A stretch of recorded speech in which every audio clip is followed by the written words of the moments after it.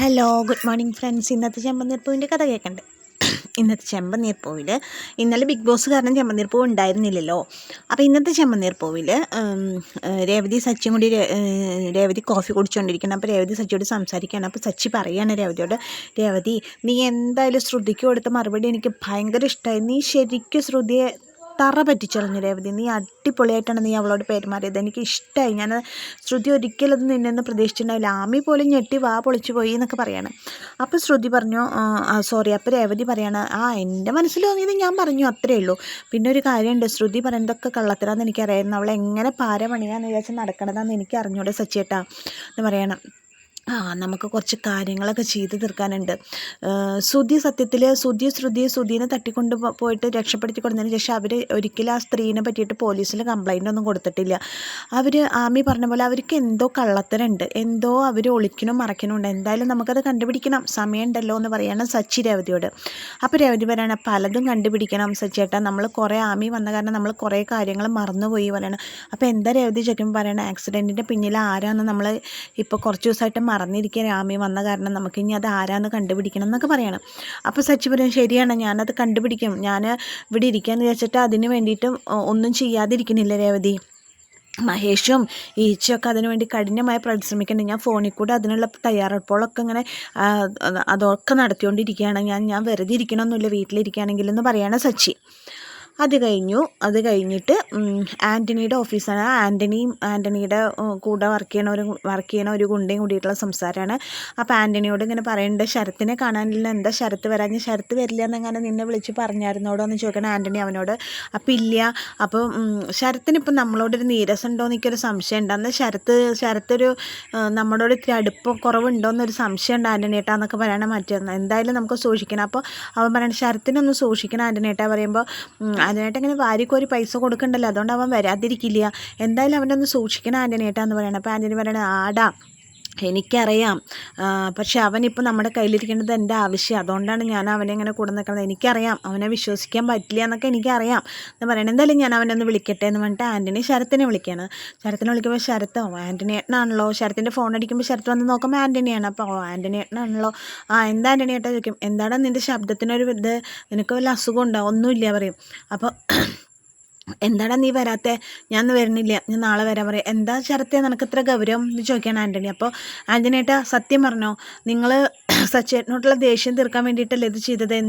നിങ്ങളത് എന്നോട് പറയാതിരിക്കല്ലേ? അപ്പോൾ എന്താടാ ചോദിക്കുമ്പോൾ പറയും, നിങ്ങളല്ലേ രേവതി ചേച്ചിയുടെ ആക്സിഡൻറ്റിന് പിന്നിൽ, നിങ്ങളല്ലേ രേവതി ചേച്ചീനെ ആക്സിഡൻറ്റ് ആക്കിയതെന്ന് ചോദിക്കണം. അപ്പോൾ ആൻ്റണി പറയും, ഞാനോ? നിനക്കെന്താ ശരത്തെ? നിൻ്റെ ചേച്ചി പറഞ്ഞ എൻ്റെയും ചേച്ചിയല്ലടാ, ഞാനങ്ങനെ ചെയ്യുമെന്ന് നീ വിചാരിക്കുന്നുണ്ടോ?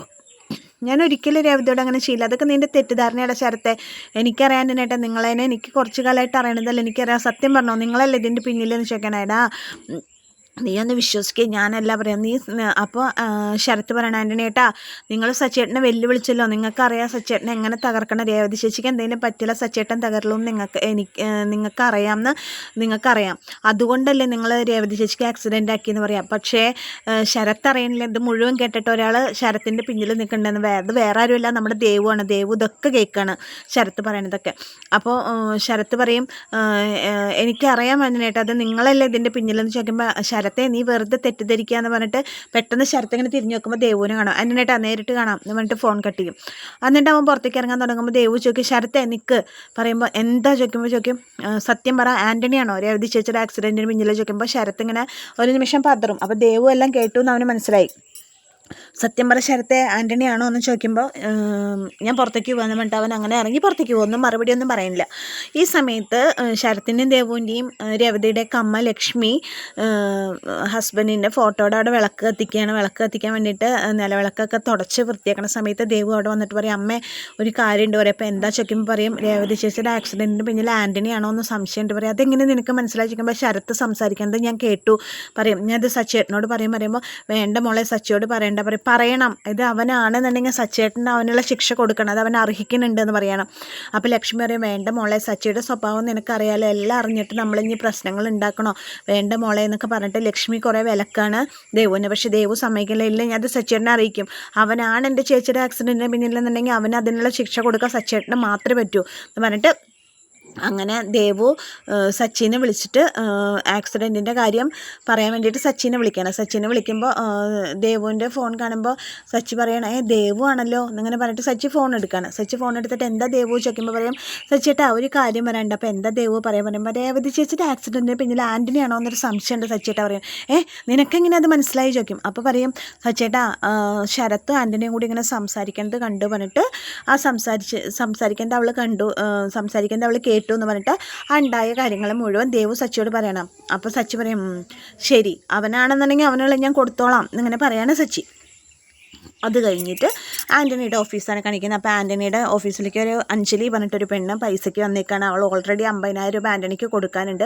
അപ്പോൾ ആൻ്റണി പറയുന്നുണ്ട്, ആൻ്റണി ഞാൻ എൻ്റെ നിവൃത്തികേടുകൊണ്ട് ചോദിക്കണം, എനിക്ക് 1,50,000 രൂപയും കൂടി വേണം പറയുമ്പോൾ, തരില്ല അഞ്ജലി ഓൾറെഡി എനിക്ക് 50,000 രൂപ തരാനുണ്ട്, അതിൻ്റെ പലിശ തന്നെ തന്നിട്ടില്ല. എത്ര പ്രാവശ്യം നിൻ്റെ വീട്ടിൽ കയറി ഇറങ്ങിയിട്ടാണ് എനിക്ക് ആ പലിശ കിട്ടുന്നത്. നീ ഒരു കാഞ്ചി ആ പൈസ ആദ്യം കിട്ടുക, എന്നിട്ട് ബാക്കി 1,50,000 രൂപ അങ്ങോട്ട് തരണേ നമ്മൾ തീരുമാനിക്കാമെന്ന് പറയണം. അപ്പോൾ പറയാം, നിവൃത്തികേടുണ്ടല്ലോ ആൻ്റണി, എനിക്കൊരു വഴി ഉണ്ടെങ്കിൽ ഞാൻ വരില്ലല്ലോ, ചോദിക്കില്ലല്ലോ എന്നൊക്കെ പറയണം. അപ്പോൾ ഇത് കേട്ടിട്ടാണ് സച്ചി വരുന്നത്. സച്ചി വരുമ്പോൾ നിങ്ങളെപ്പോലുള്ളവരാണ് ഇവനിങ്ങനെ വഷളാക്കണമെന്ന് പറയും. സച്ചി ഇപ്പം എന്തിനാ എൻ്റെ ഓഫീസിലേക്ക് വന്ന്, നിനക്ക് എന്താ ഇവിടെ കാര്യം, നമ്മളുടെ ഇടപാടൊക്കെ പുറത്തായിരുന്നു, അതൊക്കെ കഴിഞ്ഞ് സച്ചി മര്യാദയ്ക്ക് എൻ്റെ ഓഫീസിൽ നിന്ന് ഇറങ്ങിയപ്പോൾ എൻ്റെ കസ്റ്റമേഴ്സിന് മുമ്പിൽ വെച്ചിട്ട് എന്നെ ഇൻസൾട്ട് ചെയ്യരുതെന്നൊക്കെ പറയണം ആൻ്റണി. അപ്പോൾ സച്ചി പറയാം, ഇൻസൾട്ട് ചെയ്യൂടാ, നീയോ എല്ലാ തെണ്ടിത്തരം ചെയ്ത് വെച്ചിട്ട് നീ എന്താ വിചാരിച്ചാൽ ഞാൻ ഒഴിഞ്ഞു മാറി നിൽക്കുമെന്ന് നീ വിചാരിച്ചോ എന്നൊക്കെ ചോദിക്കുകയാണ്. അപ്പോൾ അഞ്ജലി ചോദിക്കും, എന്തിനാ നിങ്ങൾ അദ്ദേഹത്തോട് ദേഷ്യപ്പെടാൻ നിൽക്കണേ, നിങ്ങൾ എന്തിനാ അദ്ദേഹത്തോട് വെറുതെ കറക്കണം, എന്താ കാര്യം എന്നൊക്കെ ചോദിക്കും. സത്യം അറിഞ്ഞാൽ നിങ്ങൾ ഇവൻ്റെ മുഖത്തടിക്കുന്നൊക്കെ പറയാൻ സച്ചി ആ സ്ത്രീയോട്. എന്താ കാര്യം പറയുമ്പോൾ ആൻ്റണി പറയും, സച്ചി മര്യാദയ്ക്ക് ഇവിടുന്ന് പോകുമെന്ന് പറയുമ്പോൾ സച്ചി ചെന്നിട്ട് ആൻ്റണിയുടെ കഴുത്തിന് കുത്തിപ്പിടിക്കുകയാണ്. കോളറിൽ പിടിച്ചിട്ട് പറയും, എടാ നീ എൻ്റെ രേവതിനെ ഇല്ലാതാക്കാൻ ശ്രമിച്ച ഞാൻ വെറുതെ ഇരിക്കുന്നു വിചാരിച്ചോ, നീയല്ലടാ എൻ്റെ രേവതിയുടെ ആക്സിഡൻറ്റിന് പിന്നിൽ ചോദിക്കുമ്പോൾ ആൻ്റണി പറയും, സച്ചി മര്യാദയ്ക്ക് ഇരിക്കും, ഞാനല്ല 100 പ്രാവശ്യം ഞാൻ പറഞ്ഞു, അത് നിൻ്റെ കൂട്ടത്തിലുള്ളവർക്കും കൂടി അറിയാടാ നീയാണ് ആക്സിഡൻറ്റിൻ്റെ പിന്നിലെന്ന്, നീ സത്യം പറഞ്ഞോ എന്ന് പറയുമ്പോൾ ആൻ്റണി പറയും, ഇല്ല സച്ചി സത്യമായിട്ട് ഞാനല്ല, എനിക്കങ്ങനെ ചെയ്യണം എന്നുണ്ടെങ്കിൽ എനിക്ക് തുറന്ന് പറയാൻ ഒരു മടിയില്ല, ഞാനല്ല സച്ചി എന്നൊക്കെ പറയുമ്പോൾ സച്ചി അവനെ അടിക്കുമ്പോൾ പറയും, സച്ചി നിൻ്റെ കയ്യിൽ എന്തെങ്കിലും തെളിവുണ്ടോ, നീ തെളിവുണ്ടെങ്കിൽ തെളിവും കൊണ്ട് വാന്ന് പറയണം ആൻ്റണി. അപ്പോൾ സച്ചി നിനക്ക് ഞാൻ തെളിവുണ്ടാക്കി തരാൻ പറഞ്ഞിട്ട് സച്ചി അവൻ അടിക്കുമ്പോൾ ഈ സ്ത്രീ വന്നിട്ട് ഇടയിൽ കയറണം. ഇടയിൽ വന്ന് തൊട്ട് വരുന്നത് അദ്ദേഹത്തെ പറയും. അപ്പോൾ എന്താ ചോദിക്കുമ്പോൾ എന്നെ സഹായിക്കേണ്ടത് അദ്ദേഹമാണ്, അപ്പോൾ അദ്ദേഹത്തെ രക്ഷിക്കേണ്ട ഉത്തരവാദിത്തം എനിക്കുണ്ട്, തൊട്ട് വരുന്നത് നിങ്ങൾ അദ്ദേഹമാണെന്ന് നിങ്ങളുടെ കയ്യിൽ എന്താ തെളിവുള്ളത്, തെളിവുണ്ടോ? അപ്പോൾ സച്ചി പറയും, നിങ്ങൾ മര്യാദയ്ക്ക് ഇടയിൽ നിന്ന് മാറി, ഞാൻ മാറില്ല, ഇദ്ദേഹത്തെ രക്ഷിക്കണം എൻ്റെ കടമയെന്ന് പറയുമ്പോൾ സച്ചി പറയും, എൻ്റെ അച്ഛനും അച്ഛമ്മയും പഠിപ്പിച്ചത് നിങ്ങളുടെ സ്ഥാനത്ത് ഒരു ആണായിരുന്നെങ്കിൽ എനിക്ക് അറിയായിരുന്നു എങ്ങനെ മാറ്റണം, എൻ്റെ അച്ഛനും അച്ഛമ്മയും പഠിപ്പിച്ച സംസ്കാരം സംബന്ധിച്ച് നിങ്ങളെ തൊടാൻ എനിക്ക് പറ്റില്ല, കാരണം ഞാൻ അങ്ങനെയാണ് പഠിച്ചേക്കേണ്ടത്. അതുകൊണ്ട് നിങ്ങളിവിടെ നിന്നുകൊണ്ട് ഇപ്പോൾ തൽക്കാലം ഇവർ രക്ഷപ്പെട്ടു എന്ന് നിങ്ങൾ വിചാരിക്കേണ്ട, തെളിവും കൊണ്ട് ഞാൻ വരും, അപ്പം ഞാൻ നിന്നെ എടുത്തോളാം ആൻ്റണി എന്ന് പറഞ്ഞിട്ട് സച്ചി അവിടെ നിന്ന് അങ്ങനെ പോവാണ്. സച്ചി അവിടെ നിന്ന് അങ്ങനെ പോയി കഴിയുമ്പോൾ ആൻ്റണി വന്നിട്ട് ഇങ്ങനെ മേശയിൽ ചുരുട്ടിയിട്ട് ഇങ്ങനെ അടിക്കണം, മുഖമൊക്കെ വേദനിക്കുന്നുണ്ട് സച്ചി അടിച്ചിട്ട്. അപ്പോൾ ആ സ്ത്രീ പറയുകയാണ്, ആൻ്റണി ഇപ്പം നിന്നെ രക്ഷിക്കാൻ ഞാനല്ലേ ഉണ്ടായുള്ളൂ, അപ്പോൾ താങ്ക്സ് ഉണ്ട് പറയാണ്. അപ്പം മറ്റേ പറയാണ്, ഞാൻ പോയിട്ട് നാളെ കൊടുക്കട്ടെ ആൻ്റണി ഏട്ടാ, അവനെ വെറുതെ വെക്കരുത് എന്നൊക്കെ പറയുമ്പോൾ അഞ്ജന പറയാണ്, ഇവനെ പോലുള്ളവരെ വിശ്വസിക്കരുത് കേട്ടോ ആൻ്റണി, ഇവരും ഇങ്ങനെ മുഖസ്തുതി പറയണവരെ ഒരിക്കലും വിശ്വസിക്കരുതെന്ന് പറയാണ്. നീ പോടാൻ പറഞ്ഞിട്ട് അവനെ പറഞ്ഞു വിടാണ് ആൻ്റണി. അപ്പോൾ പറയാം അഞ്ജനോട് താങ്ക്സ് ഇട്ട് പറയുമ്പോൾ എനിക്ക് നന്ദിയൊന്നും വേണ്ട, എനിക്ക് പൈസ മതി പറയാം. അപ്പോൾ പറയും, ശരി ഞാൻ പൈസ തരാൻ നിനക്ക്, പക്ഷേ നീ എൻ്റെ കൂടെ നിൽക്കാൻ പറ്റും, നീ എൻ്റെ കൂടെ നിന്നാൽ സച്ചിനെ നമുക്ക് തകർക്കാൻ പറയും. അപ്പോൾ എങ്ങനെയാണ് ചോദിക്കുക അവൾ. അപ്പോൾ പറയും, നീ ഒരു കാര്യം, ഇപ്പോൾ സച്ചി ഇവിടെ വന്ന് എൻ്റെ ഓഫീസിൽ വന്ന് ആക്രമിച്ചു, എന്നെ തല്ലി, അപ്പോൾ തടയാൻ വന്നാൽ നിന്നെയും പിടിച്ച് അടിച്ചു പരിക്കേൽപ്പിച്ചു എന്നൊക്കെ പറഞ്ഞിട്ട് നീ പോലീസിലൊരു കംപ്ലയിൻറ്റ് കൊടുത്താൽ മതി, ഞാൻ കംപ്ലയിൻറ്റ് കൊടുത്താൽ അതിന് വാല്യൂ ഉണ്ടാവില്ല, പക്ഷേ നീ കംപ്ലയിൻറ്റ് കൊടുത്താൽ അതിന് വാല്യൂ ഉണ്ടാവും, നീ അതിന് തയ്യാറാണോ എന്ന് ചോദിക്കുകയാണ്. അതിന് അദ്ദേഹം എന്നൊന്നും തൊട്ടിട്ട് പോലുമില്ല ആൻ്റണി, ഞാൻ നിൽക്കണോണ്ടല്ലേ നിന്നെ പോലും തൊടാതെ അദ്ദേഹം പോയത്, അത്രയും മാന്യമായിട്ടുള്ള ഒരാൾക്കെതിരെ കംപ്ലയിൻറ്റ് കൊടുക്കുന്നത് എങ്ങനെ ചോദിക്കുമ്പോൾ നീ കംപ്ലയിൻറ്റ് കൊടുക്കുന്നുണ്ടെങ്കിൽ നിനക്ക് നീ പറഞ്ഞ സ്വത്തൊക്കെ ഞാൻ തരാമെന്ന് പറയാണ്. അപ്പോൾ ആ സ്ത്രീ പറയും, ഇത് ഇപ്പോൾ നുണ പറഞ്ഞിട്ടെങ്കിൽ എനിക്ക് എന്തെങ്കിലും പ്രശ്നമാവും, എനിക്ക് പേടിയുണ്ട് ആൻ്റണി, എൻ്റെ നിവൃത്തികേടുകൊണ്ടാണ് ഞാൻ ഇതിനെ കൂട്ടി നിൽക്കുന്നത് പറയുമ്പോൾ നിനക്കൊരു പ്രശ്നം വരില്ല, നിനക്ക് സമ്മതമാണോ, എന്നാൽ സച്ചി ഞാൻ കുറച്ച് കാലം ജയിലിൽ കിടന്നില്ല, അതുപോലെ അവനും ജയിലിൽ കിടക്കണം എന്ന് എൻ്റെ ആഗ്രഹം പറയാണ്. ശരി ഓക്കെ ആൻ്റണി, ഞാൻ നിൻ്റെ കൂടെ നിൽക്കാൻ, എൻ്റെ നിവൃത്തി കൊണ്ടാണ് എന്നുള്ളത് നീ മനസ്സിലാക്കണം കേട്ടോ എന്നൊക്കെ പറയണം. ഓക്കെ എന്നിട്ട് നിനക്ക് എത്ര രൂപ വേണമെന്ന് ചോദിക്കുമ്പോൾ 1,50,000 രൂപ പറയുമ്പോൾ അപ്പോൾ ആ സ്ത്രീക്ക് 1,50,000 രൂപ ആൻ്റണി കൊടുക്കുകയാണ്. അതവിടെ കഴിഞ്ഞു. സച്ചിക്കുള്ള പാര വരാൻ തുടങ്ങുകയാണെന്ന് നമുക്ക് അതിന് മനസ്സിലാക്കാമല്ലോ. പിന്നെ അത് കഴിഞ്ഞു. പിന്നെ ചന്ദ്രോദയത്തിൽ വർഷ അവർക്ക് ചായ കൊടുന്ന് കൊടുക്കുകയാണ്. ആർക്ക്? രവീന്ദ്രനും ശ്രീകാന്തിനൊക്കെ ചായ കൊടുന്ന് അങ്ങളെ ചായ മറ്റേ രവീന്ദ്രനെ ചായ കൊടുന്ന് കൊടുക്കുമ്പോൾ രവീന്ദ്രൻ പറയും നല്ല ചായ മോളെ പറയും. അപ്പോൾ ശ്രുതി ആ സമയത്ത് പുറത്തേക്ക് ഇറങ്ങുമ്പോൾ ശ്രുതി ചേച്ചി എവിടേക്കാണ് ചോദിക്കുമ്പോൾ പറയും ഞാൻ പാർലറിൽ അല്ലാണ്ട് ഇവിടെ ഇരുന്ന് വീട്ടുപണികൾ ചെയ്തിട്ട് ഇപ്പം എന്താ കാര്യം ചോദിച്ചിട്ട് ശ്രുതി ഇറങ്ങാൻ നിൽക്കുകയാണ്. ആ സമയത്ത് വർഷ ശ്രീകാന്തും പറയുന്നുണ്ട് രവീന്ദ്രനോട് ഓൾറെഡി ശ്രുതി ചേച്ചി അടുക്കളയിലൊന്നും കയറാറില്ല, ഒന്നും ചെയ്യാറില്ല എന്നൊക്കെ എല്ലാവർക്കും അറിയാം. അങ്ങനെ ശ്രുതി അത് പറഞ്ഞിട്ട് ഇവിടെ നിന്നിട്ട് എന്താ കാര്യം, ഞാൻ എൻ്റെ പാർലറിലേക്ക് പോട്ടെ, ഇവിടെ പണിയെടുത്തിട്ട് എന്താ കാര്യം. നമ്മുടെ ശ്രുതി ഇറങ്ങുന്ന സമയത്ത് ആര് വരുന്നു? അച്ചമ്മയുടെ എൻട്രിയാണ്, മാസ് എൻട്രി. ഓട്ടോയിൽ വന്ന് ഇറങ്ങുമ്പോൾ വർഷം അതിന് മുമ്പേ പറയുന്നുണ്ട് അച്ചമ്മയെ കാണാനില്ല, അച്ചമ്മ എത്തേണ്ട സമയം കഴിഞ്ഞല്ലോ എന്നൊക്കെ പറയുന്നുണ്ട്. അത് ശ്രുതി കേൾക്കണില്ല. ശ്രുതി ഇങ്ങോട്ട് ഇറങ്ങുന്ന സമയത്ത് അച്ചമ്മ വരുന്നതാണ്. അച്ചമ്മ വരുമ്പോൾ അച്ചമ്മ വന്നോ എന്ന് വെച്ചിട്ട് അപ്പോൾ ഇവർ അച്ചമ്മേനെ കൂട്ട് ഓട്ടോയുടെ അവിടേക്ക് പോകുന്ന സമയത്ത് ശ്രുതി ഓടി അകത്തേക്ക് പോകണം. അത് കഴിഞ്ഞിട്ട് അച്ചമ്മ ഓട്ടോക്കാരന് പൈസ കൊടുത്ത് അച്ചമ്മ കയറ്റി കയറുന്ന സമയത്ത് ഇവർ കാണുന്ന കാഴ്ച എന്താ? ശ്രുതി അസലായിട്ട് ഹോളൊക്കെ തുടയ്ക്കണ കാഴ്ചയാണ് ഇവർ കാണുന്നത്. അപ്പോൾ അച്ചമ്മ ഇങ്ങനെ നോക്കുമ്പോൾ ശ്രുതി തുടയ്ക്കുക. വർഷി ശ്രീകാന്തും രവീന്ദ്രനൊക്കെ ആകെ അമ്പരന്ന് നിൽക്കുകയാണ് കേട്ടോ. കാരണം ഇങ്ങനെ ഒരു നീക്കം ശ്രുതിയുടെ അടുത്ത് നിന്ന് ആരും പ്രതീക്ഷിക്കുന്നില്ലല്ലോ. ബ്യൂട്ടി പാർലറിലേക്ക് പറഞ്ഞിറങ്ങിയ ആളല്ലേ. അത് കഴിഞ്ഞിട്ട് ശ്രുതി തുടച്ചുകൊണ്ടിരിക്കുകയാണ്. അപ്പോൾ മിടുക്കി നീ തുടയ്ക്കുകയാണ്. ഞാൻ തുടയ്ക്കുക അച്ചമ്മയെ പറയണം. അപ്പോൾ വർഷ ഇങ്ങനെ ആകെ വാ പൊളിച്ച് നിൽക്കുക. അത് കഴിഞ്ഞിട്ട് തുടയ്ക്കുകയാണ് അച്ചമ്മേ എന്നൊക്കെ പറഞ്ഞിട്ട് അങ്ങനെ ശ്രുതി തുടച്ചുകൊണ്ടിരിക്കുകയാണ്, അഭിനയിച്ചുകൊണ്ടിരിക്കുകയാണ്. അപ്പോൾ രവീന്ദ്രൻ പറയണ്ട മോളെ ഇങ്ങനെ അമർത്തി തുടച്ച തറയൊക്കെ ഇളകിട്ടോ എന്നൊക്കെ പറയുന്നുണ്ട്. അപ്പോൾ അച്ചമ്മ ചോദിക്കി രേവതി മുകളിലുണ്ട് അച്ചമ്മ, ഞാൻ ഇപ്പോൾ അവൾക്ക് കോഫി കൊടുത്തോളൂ പറയാണ് ശ്രുതി. പക്ഷേ ഞെട്ടണത് മുഴുവൻ വർഷ, കാരണം വർഷയാണ് കോഫി കൊടുത്തതെന്ന് വർഷയ്ക്ക് അറിയാലോ. അത് കഴിഞ്ഞിട്ട്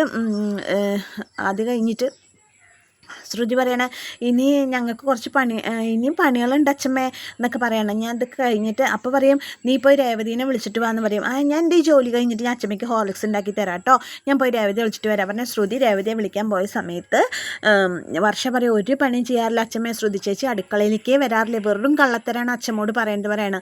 അപ്പോൾ ശ്രീകാന്ത് പറയും ഒന്നും ചെയ്യാറില്ല, ഞങ്ങളാണ് എല്ലാം ചെയ്യേണ്ടതെന്നൊക്കെ പറയാം. അപ്പോൾ അച്ചമ്മയ്ക്ക് മനസ്സിലാവുള്ള കള്ളത്തരം. അപ്പോൾ അവൾക്ക് കൊടുക്കാനുള്ള അടുത്ത പണിയെ പറ്റി അച്ചമ്മ ചിന്തിച്ചുകൊണ്ടിരിക്കണം. ആ സമയത്ത് രേവതിനെയും കൂട്ടിയിട്ട് വരും. അപ്പോൾ രേവതിയോട് അച്ചമ്മ ചോദിക്കാൻ മോള് ക്ഷീണിച്ചൂലോ എന്നൊക്കെ പറയുമ്പോൾ അച്ചമ്മ പക്ഷേ ഞാൻ അവളെ നല്ലോണം നോക്കാറുണ്ടെന്നൊക്കെ പറയണം ശ്രുതി. അപ്പോൾ രേവതിക്ക് കോഫിയൊക്കെ കൊണ്ടുപോയി കൊടുത്തു, ഞാൻ നല്ലോണം നോക്കാറുണ്ടെന്നൊക്കെ അങ്ങനെ തള്ളി മറിക്കുകയാണ്. അപ്പോൾ ശ്രുതി പറയാം അച്ചമ്മയ്ക്ക് അടുക്കളയിൽ കുറച്ച് പണിയുണ്ട്. അപ്പോൾ ശ്രീകാന്ത് പറയാം അടുക്കളയിൽ ഒരു പണിയിലേട്ടെത്തി, എല്ലാം ഞങ്ങൾ ചെയ്തതാ. അല്ല അതൊക്കെ നിങ്ങൾ ചെയ്തോ, നിങ്ങളോട് ആരാ അടുക്കളയിലൊക്കെ ചെയ്യാൻ പറഞ്ഞത്? പിന്നെ ഞങ്ങളല്ലാണ്ട് വേറെ ആരാ ചെയ്യാറ് ചോദിക്കാൻ. എന്നാൽ നിൽക്ക് ഇത്തിരി പപ്പടം കാച്ചാൽ പപ്പടം ഞങ്ങൾ കാച്ചിയാടെത്തി, അതും ചെയ്തു. അപ്പം ഇനി ഒന്നുമില്ല പണിയെന്ന് പറയാണ്. അപ്പോൾ ഇതൊക്കെ കേൾക്കുമ്പോൾ രേവതി ചോദിക്കും അല്ല ശ്രുതി നിനക്ക് പണി ചെയ്യണമെന്ന് ആഗ്രഹം ഉണ്ടല്ലേ, നിനക്ക് വെറുതെ ഇരിക്കാൻ ഇഷ്ടമല്ല, നീ ഒരു കാര്യം ചെയ്യുക, ഫ്രിഡ്ജിൽ കുറച്ച് പൂവിരിക്കുന്നുണ്ട് അതെടുത്തിട്ട് വന്ന് പറയണം. പൂവോ? ഇപ്പം കൊണ്ടുവരാം. മറ്റേ ശ്രുതി ഓടിപ്പോയി ഫ്രിഡ്ജിൽ നിന്ന് പൂ എടുത്തിട്ട് വരുന്നു. ഓക്കെ അവൾ എത്ര ശുഷ്കാന്തിയായിട്ടാണ് പണീനെ പറയാണ് രേവതി. പൂ എടുത്തിട്ട് വരുമ്പോൾ ശ്രുതി ഇത് കെട്ടം വാഴനാര് വേണ്ടേ, വാഴനാര് എടുത്തിട്ട് അതെവിടെ ചോദിക്കുമ്പോൾ അത് ഫ്രിഡ്ജിലുണ്ട് പറയാം. ശരി പണ്ട് ശ്രുതി ഫ്രിഡ്ജിൽ നിന്ന് വാഴനാര് എടുക്കുകയാണ്. വാഴനാട് എടുത്തിട്ട് വരുമ്പോൾ രവീന്ദ്രൻ വിചാരിക്കണം അച്ചമ്മ അതായത് അമ്മ എന്തോ മനസ്സിൽ കണ്ടിട്ടുണ്ട്, അത് നടപ്പിലാക്കാനാണ് ഇപ്പോൾ രേവതി പോണതെന്ന് രവീന്ദ്രൻ്റെ മനസ്സിലാവും. അപ്പോൾ അച്ചമ്മയും പേരക്കുട്ടിയും തമ്മിലുള്ള എന്തോ ഒരു പ്ലാനിങ് ഇവിടെ നടപ്പാക്കാനാണ് പോകുന്നത് എന്ന് ഇങ്ങനെ രവീന്ദ്രൻ ആലോചിക്കുന്ന സമയത്ത് രേവതിയുടെ മുഖത്ത് അത് മനസ്സിലാക്കിയ പോലെ ഒരു ചിരി വരുന്നുണ്ട്. അങ്ങനത്തെ എപ്പിസോഡിലാണ് ഇന്നത്തെ ക്ലൈമാക്സ്. അപ്പോൾ വീണ്ടും കൂട്ടുകാരെ, എൻ്റെ കഥ കേട്ട് ഇഷ്ടപ്പെട്ട കൂട്ടുകാരെ എൻ്റെ ചാനലൊന്ന് ലൈക്ക് ചെയ്യുക, ഷെയർ ചെയ്യുക, സബ്സ്ക്രൈബ് ചെയ്യുക. എല്ലാവർക്കും താങ്ക്